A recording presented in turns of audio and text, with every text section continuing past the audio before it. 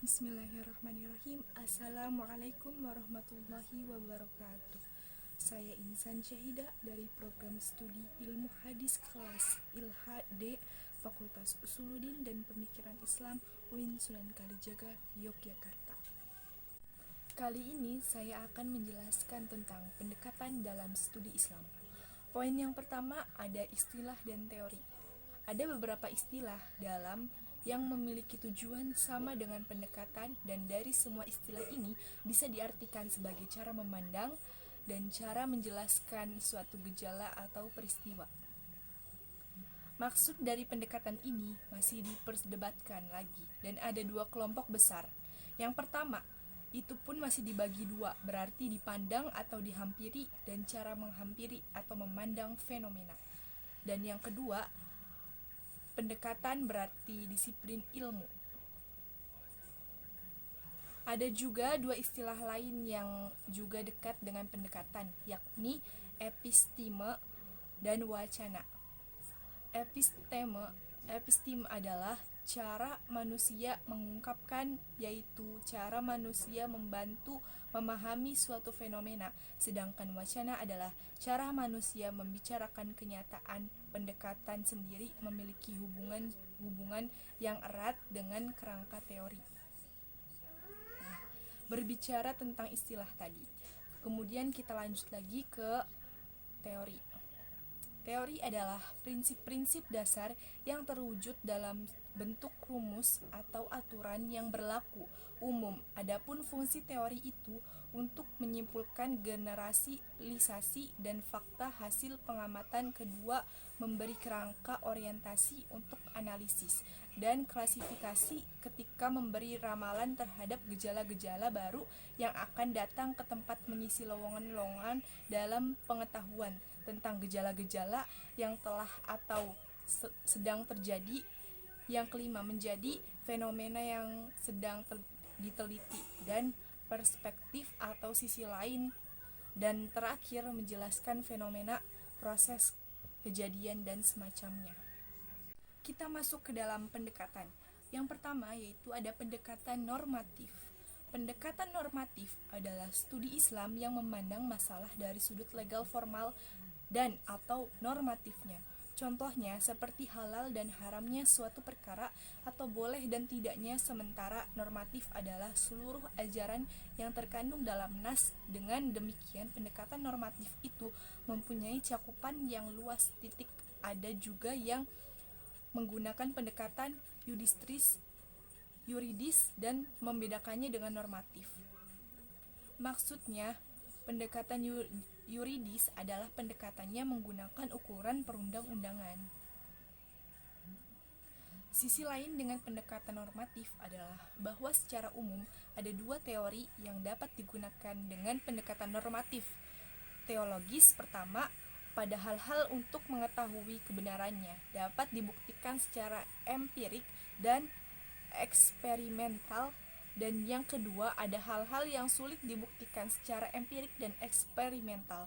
Untuk yang pertama itu dapat disebut dengan atau penalaran dengan masalah-masalah yang tidak berhubungan, dan empirik itu biasanya diusahakan pembuktiannya dengan pendahuluan kepentingan karena kesulitan untuk melakukan pendekatan normatif tanpa mengetahui klasifikasi empiriknya, maka kita perlu sikap kritis untuk menganalisanya. Ada beberapa teori populer yang dapat digunakan dengan pendekatan normatif. Yang pertama adalah teori teologis filosofis dan normatif sosiologis atau sosioteologis. Formatif adalah nas yang tidak tergantung pada konteks, sementara yang sosiologis adalah anak yang memahaminya disesuaikan dengan konteks, waktu, tempat, dan konteks lainnya. Ya, kita masuk yang kedua. Yang kedua yaitu ada pendekatan ilmu sosial humaniora, dan di dalamnya itu terdapat yang pertama pendekatan sosiologis. Dalam sosiologi ada pranata sosial, merupakan himpunan kaidah-kaidah atau aturan-aturan yang dipahami dan diatur oleh warga masyarakat dan bertujuan untuk mengatur kehidupan masyarakat. Yang kedua, dalam pendekatan ilmu-ilmu sosial humaniora, yaitu ada pendekatan antropologi. Antropologi itu secara sederhana adalah ilmu yang mempelajari tentang masyarakat dan kebudayaan. Ada beberapa cabang antropologi. Yang pertama adalah antropologi linguistik, dan kedua antropologi budaya, yang ketiga antropologi arkeologi, dan yang keempat antropologi agama dan lain-lain. Yang ketiga yaitu ada pendekatan gender. Analisis gender adalah alat analisis untuk memahami realitas sosial. Terbentuknya perbedaan-perbedaan gender disebabkan beberapa hal, diantaranya itu bentuk desa disosialisasikan, diperkuat, bahkan dikonstruksi secara sosial dan kultural melalui kajian keagamaan maupun negara melalui proses yang panjang. Ada 5 teori yang dapat digunakan dengan menggunakan pendekatan atau analisis gender. Yang pertama itu adalah teori marginalisasi, yang kedua subordinasi, yang ketiga pembentukan stereotip, keempat kekerasan, dan kelima beban kerja. Dan pembahasan center tak ayal itu kita dekat dengan pembahasan feminisme. Dapat dikaitkan juga cinta, bahwa cinta itu adalah bagian dari feminisme. Ada sejumlah teori feminisme di antara yang terpenting 4, yaitu feminisme liberal, feminisme radikal, feminisme marxisme, dan feminisme sosial, feminisme Islam. Yang keempat yaitu ada pendekatan sejarah. Dengan menggunakan pendekatan sejarah, ada minimal 2 teori yang bisa digunakan, yaitu ideal is a process dan reduksionalis. Ideal adalah seorang peneliti itu berusaha memahami dan menafsirkan fakta-fakta sejarah dalam mempercayai sehari penuh fakta yang ada tanpa keraguan. Sedangkan yang satunya yaitu reduksionis approach adalah seorang peneliti berusaha untuk memahami dan fakta sejarah yang dipenuhi dengan keraguan. Yang kelima, pendekatan semantik.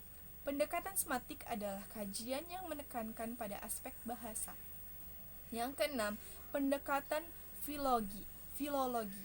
Filologi adalah pengetahuan tentang sastra dalam arti luas yang mencakup latar bahasa dan kebudayaan pada 2 hal pokok dalam kegiatan filologis, yaitu penulisan atau penyusunan kembali terhadap teks asli, dan yang kedua pemahaman dan memahami teks aslinya.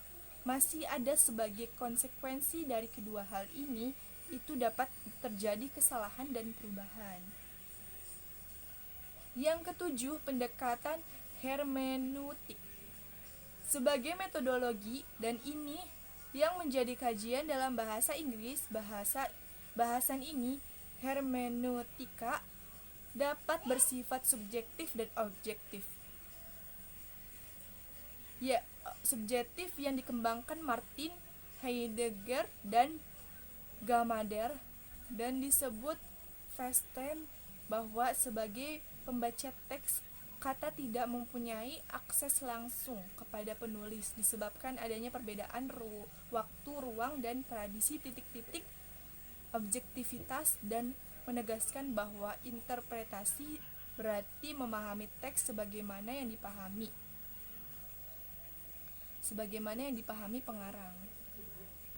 Yang kedelapan, pendekatan wacana. Pendekatan wacana lebih umum disebut analisis wacana. Analisis ini digunakan untuk melacak dan menganalisis teori tas. Yang kesembilan, pendekatan integratif. Pendekatan integratif adalah kerajaan yang menggunakan cara pandang atau cara menganalisis yang menyatu dan terpadu. Analisis ini dikelompokkan menjadi 2.